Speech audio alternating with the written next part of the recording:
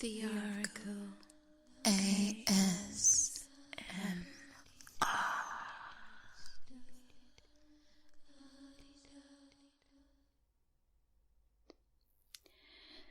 Welcome to this ASMR reading by me, the Oracle, of Lewis Carroll's Alice in Wonderland.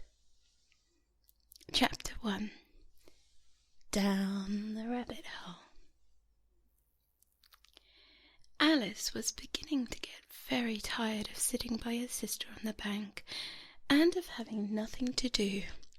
Once or twice she had peered into the book her sister was reading, but it had no pictures or conversations in it. And what is the use of a book, thought Alice, without pictures or conversation? So she was considering in her own mind, as well as she could, for that hot day made her feel very sleepy and stupid, whether the pleasure of making daisy chains would be worth the trouble of getting up and picking the daisies, when suddenly a white rabbit with pink eyes ran close by her.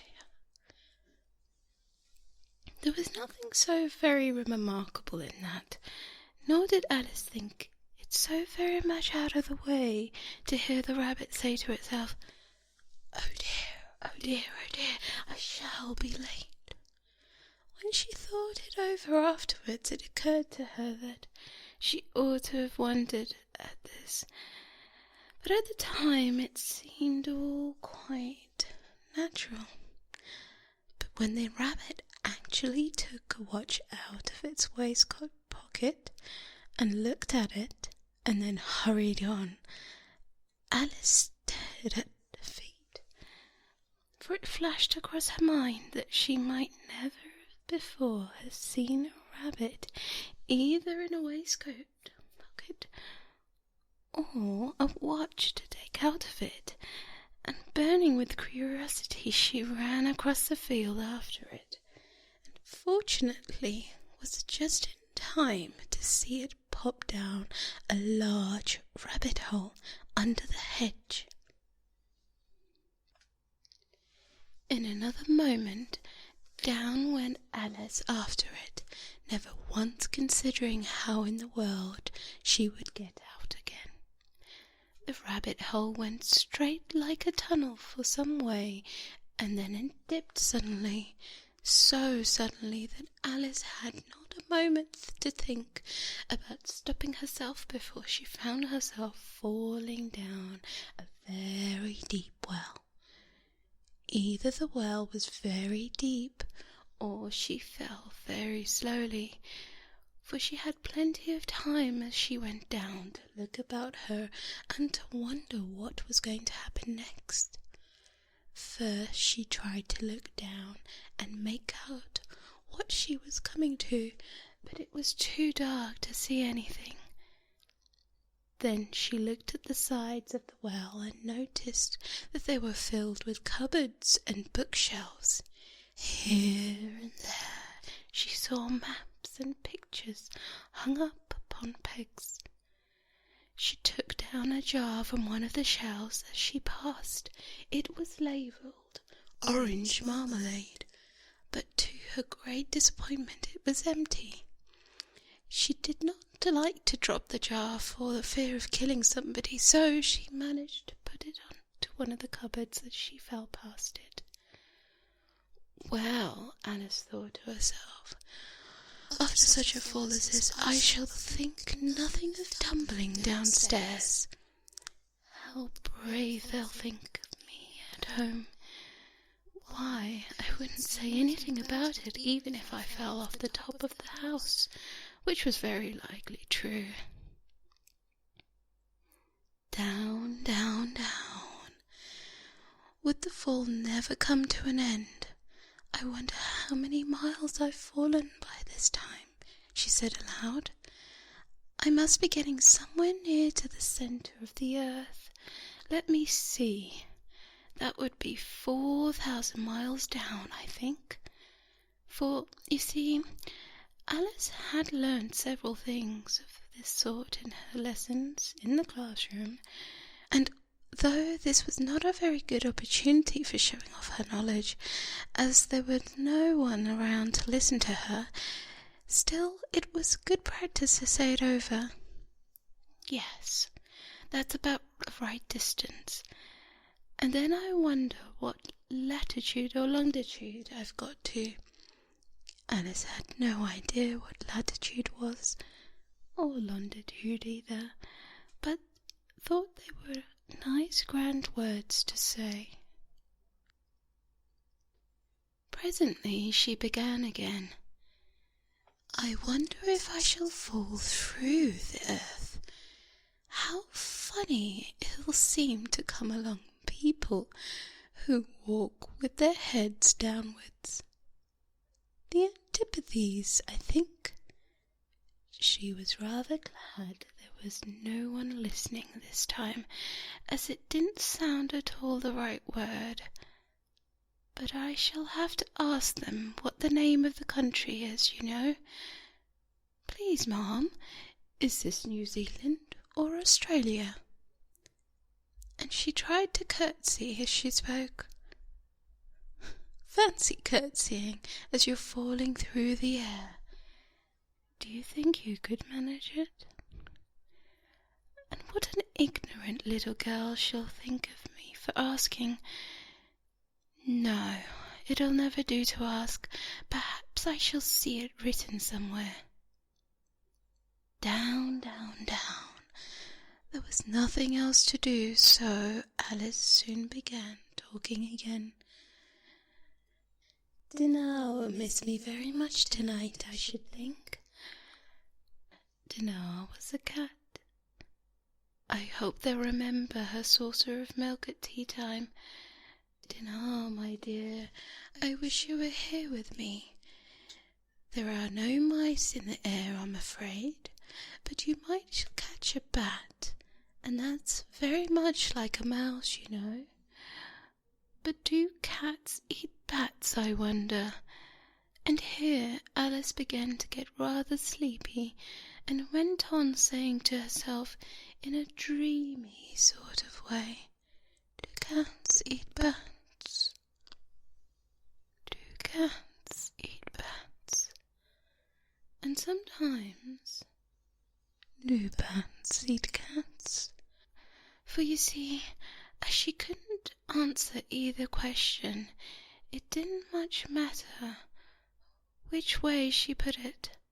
She felt that she was dozing off, and had just begun to dream that she was walking hand in hand with Dinah, and saying to her very earnestly, Now, Dinah, tell me the truth. Did you ever eat a bat? When suddenly, thump, thump, down she came upon a heap of sticks and dry leaves, and the fall was over. Alice was not a bit hurt, and she jumped up on her feet in a moment. She looked up, but it was all dark overhead. Before her was another long passage, and the white rabbit was still in sight, hurrying down it. There was not a moment to be lost. Away went Alice like the wind, and was just in time to hear it say as it turned a corner, Oh, my ears and whiskers, how late it's getting.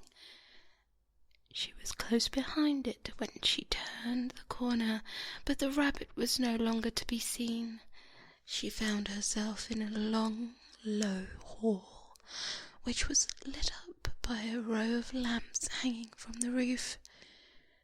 There were doors all around the hall, but they were all locked, and when Alice had been all the way down one side and up the other, trying every door, she walked sadly down the middle, wondering how she was ever to get out again.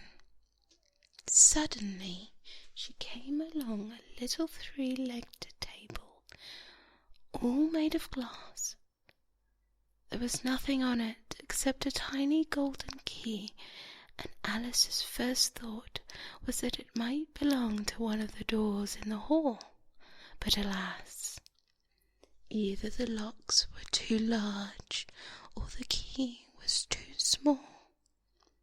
But at any rate, it would not open any of them.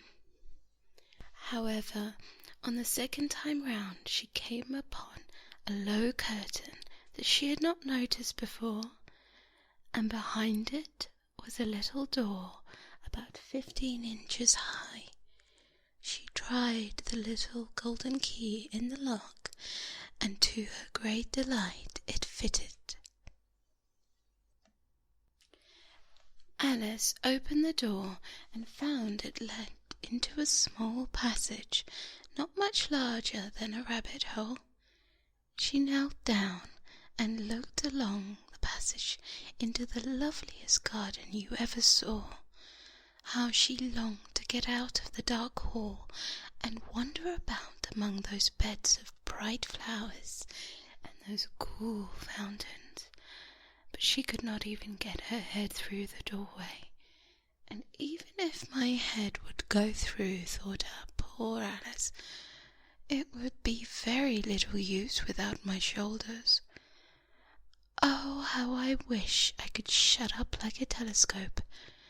I think I could, if I only know how to begin. For you see, so many out-of-the-way things had happened lately that Alice had begun to think that very few things indeed were really impossible. There seemed to be no use in waiting by the little door, so she went back to the table, half hoping she might find another key on it, or at any rate a book of rules for shutting people up like telescopes.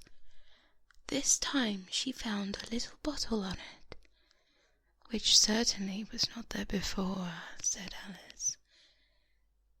And round the neck of the bottle was a paper label with the words, "Drink me," beautifully painted on it in large letters. It was all very well to say, "Drink me," but the wise little Alice was not going to do that in any hurry. "No, I'll look first," Alice said, "and see whether it's marked poison or not." For she had read several little histories about children who got burnt and eaten up by wild beasts and other unpleasant things, all because they would not remember the simplest rules friends had taught them, such as that a red-hot poker will burn you if you hold it too long, and that if you cut your finger very deeply with a knife, it usually bleeds. And she had never forgotten that if you drink much from the bottle marked poison, it is most certain to disagree with you sooner or later. However, this bottle was not marked poison, so Alice ventured to taste it, and finding it very nice, it had in fact a sort of mixed flavour of cherry tart, custard, pineapple, roast turkey, toffee, and hot buttered toast. She very soon finished it off. "What a curious feeling," said Alice. "I must be shutting up like a telescope." And so it was indeed. She was now only 10 inches high, and her face brightened up at the thought that she was now the right size to go through the little door into that lovely garden. First, however, she waited for a minute to see if she was going to shrink any further. She felt a little nervous about this, For it might end, you know, said Alice to herself, in my going out altogether like a candle. I wonder what I should be like then. And then she tried to fancy what a flame of a candle is like after the candle is blown out, for she could not remember having ever seen such a thing. After a while, finding that nothing more happened, she decided on going into the garden at once. But alas for poor Alice! Once she got to the door, she found she had forgotten the little golden key. And when she went back to the table for it, she found she could not possibly reach it. She could see it quite plainly through the glass, and she tried her best to climb up one of the legs of the table, but it was too slippery, and when she tried herself out trying, the poor little thing sat down and cried. "Come, there's no use in crying like that," said Alice to herself rather sharply. "I advise you to leave off this minute." She generally gave herself very good advice, though she very seldom followed it, and sometimes she scolded herself so severely as to bring tears into her eyes, and once she remembered trying to box her own ears for having cheated herself in a game of croquet. She was playing against herself, for this curious child was very fond of pretending to be two people. But it's no use now, thought poor Alice, to pretend to be two people. Why, there's hardly enough of me left to be one respectable person. Soon her eyes fell on the glass box that was lying under the table. She opened it and found in it a very small cake, on which the words "Eat me" were beautifully marked in currants. "Well, I'll eat it," said Alice, "and if it makes me grow larger, I can reach the key, and if it makes me grow smaller, I can creep under the door, so either way I'll get to go into the garden, and I don't care what happens."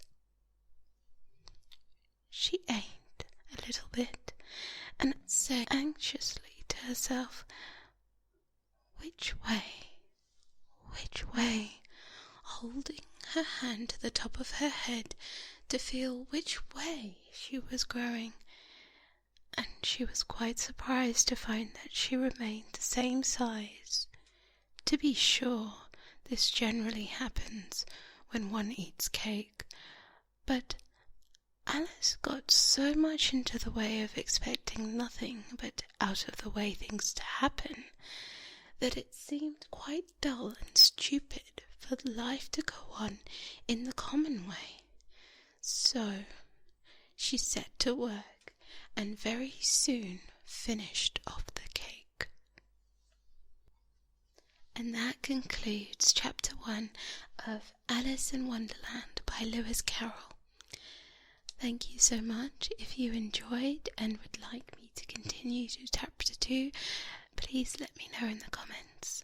Thank you so much, and good night.